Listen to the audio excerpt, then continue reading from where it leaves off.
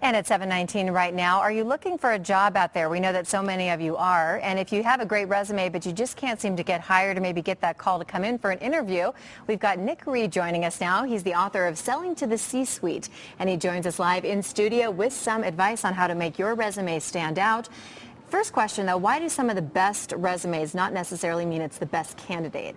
Well, anybody can be enthusiastic in paper, and they can even be enthusiastic for 30 minutes in an interview. So when people are looking at a resume, of course everybody pads it out to make it look like they're the best candidate. Sure. Right? So interviewers really are asking more searching questions of candidates these days than ever before to make sure they're bringing the right people into the company. Well, we know we've done a lot of different stories here on Good Day Colorado where we've gone out and talked to people who are looking for jobs, and they can't figure out why they send out 10, 20, 30 resumes a day. They don't get a single phone call. Does anyone actually even look at resumes anymore? Well, they do, but they're looking for certain filters. So they'll look to see, do you have experience in the industry? They'll be looking at, are you able to express what you do and your value as briefly as possible? They don't want 10-page resumes, sure. Right? So the thing you need to think about is that you're writing like a newspaper article, and you put the best news up front and you keep it really short. Okay, and here's some interview tips that you've put out in your book. You say, make sure you show that you've done your homework, you know about the firm, you know about the company. What do you mean by interview the interviewer?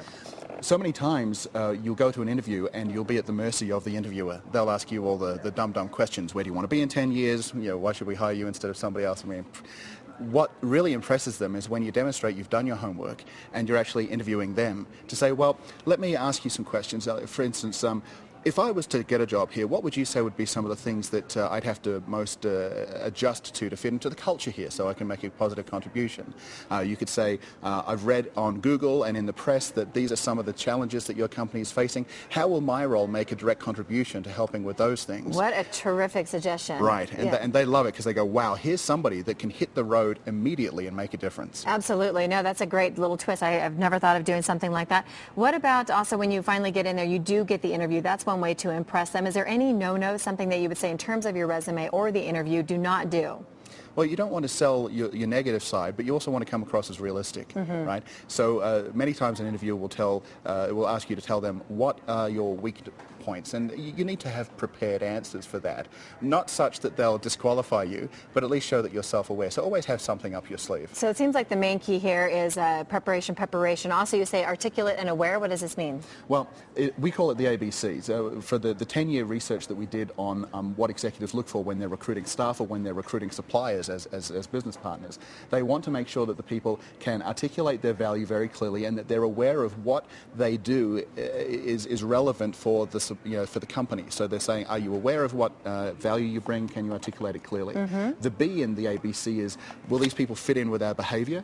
And can they clearly tell us what their benefits are going to be? Otherwise, why are we talking? And the C is all about, do they come across as credible and capable to do the job that we're hiring for, whether you're an employee or whether you're a supplier selling to the organization. Terrific suggestions. Not all of us can have the fabulous accent, which would get you the job like that. But if you don't have the wonderful accent, Selling to the C-Suite, this is the book right here. Nick Reed, thank you so much for coming by. I love those suggestions. Great pleasure. Terrific job. Thank you for being here on Good Day right now at 7:20.